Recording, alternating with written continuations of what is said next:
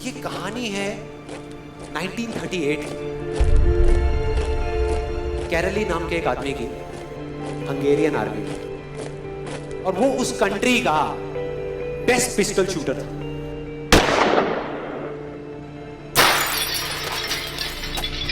जितनी भी national championships हुई थी उस कंट्री में, उसको वो जीत चुका था। और सबको ऑलमोस्ट कंफर्म था कि 1940s में जो ओलंपिक्स होने वाले हैं उसमें गोल्ड मेडल कैरली को ही मिलेगा। और उसने सालों से ट्रेनिंग करी थी। उसका एक ही सपना था, एक ही फोकस था कि मुझे अपने इस हाथ को दुनिया का बेस्ट शूटिंग हैंड बनाना है, बेस्ट बनाना है, बेस्ट बनाना है। और वो कामयाब हो गया, उसने बना लिया बेस्ट शूटिंग हैंड। सिर्फ 2 साल का फर्क था। 1938 में एक आर्मी का ट्रेनिंग कैंप चल रहा था। क्योंकि वो आर्मी में था तो एक एक्सीडेंट हो गया। उसके उसी हाथ में जिससे उसने गोल्ड मेडल जीतना था, उसमें एक हैंड ग्रेनेड फट गया और वो हाथ चला गया। जो उसका सपना था, जो फोकस था, सब खत्म।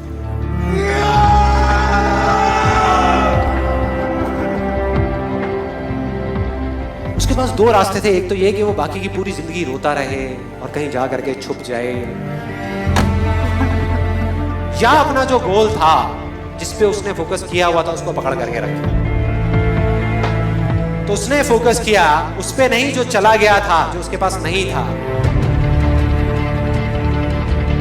उसने फोकस किया उस पे जो उसके पास था।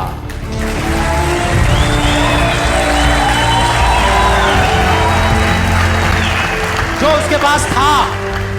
और क्या था उसके पास में? एक लेफ्ट हैंड,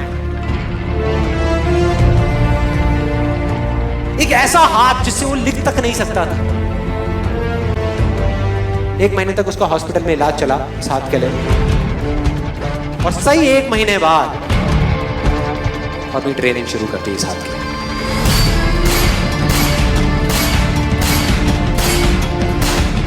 ट्रेनिंग के 1 साल बाद, मतलब कि 1939 में वो वापस आया। नेशनल चैंपियनशिप्स हो रही थी वहीं पे हंगरी में, और बाकी भी बहुत सारे पिस्टल शूटर्स थे वहां पे। उन्होंने जा करके उसको कांग्रेचुलेट किया, कहा कि यार देखो, ये होता है जज्बा, ये होती है स्पोर्ट्समैन स्पिरिट, कि इतना सब कुछ होने के बाद भी तुम यहां पर आए हो हमको देखने के लिए और हमारा हौसला बढ़ाने के लिए। किसी को नहीं पता था कि वो 1 साल से अपनी ट्रेनिंग कर रहा था लेफ्ट हैंड की। और उसने जवाब दिया,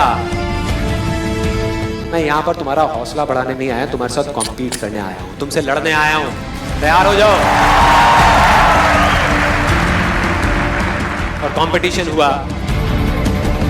बाकी सब वहां पर जितने भी लोग थे वो कॉम्पीट कर रहे थे अपने बेस्ट हैंड से। ये कॉम्पीट कर रहा था अपने ओनली हैंड से, ओनली हैंड से। कौन जीता? The man with the only hand, Kairali जीत गया। लेकिन वो यहां नहीं रुका।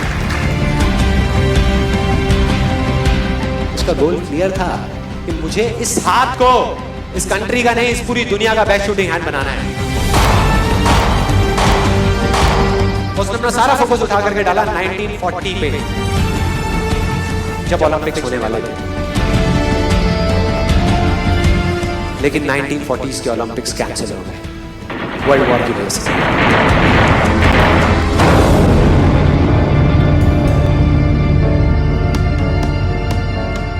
उसने अपना सारा फोकस उठा करके कहां डाल दिया? 1944 में जो ओलंपिक्स होने वाले थे उसके ऊपर। और 1944 में जो ओलंपिक्स होने वाले थे वो भी कैंसिल हो गए वर्ल्ड वॉर की वजह से। फिर से कैंसिल।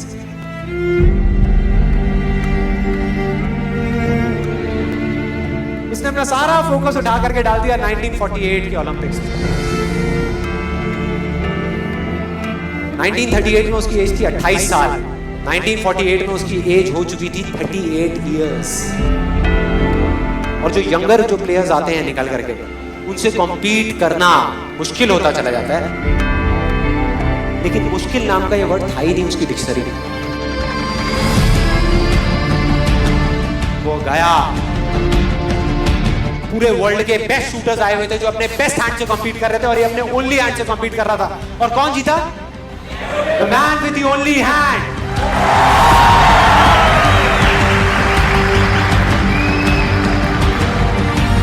लेकिन वो तब भी नहीं रुका। 1952 ओलंपिक्स, दोबारा कॉम्पीट किया उसने, और इस बार गोल्ड मेडल कौन जीता? गैरल ली। 4 साल बाद दोबारा से, और पूरी की पूरी हिस्ट्री को बदल करके रख दिया ओलंपिक्स। इस पर्टिकुलर कंपटीशन में उससे पहले किसी भी एथलीट ने लगातार 2 गोल्ड मेडल्स नहीं जीते।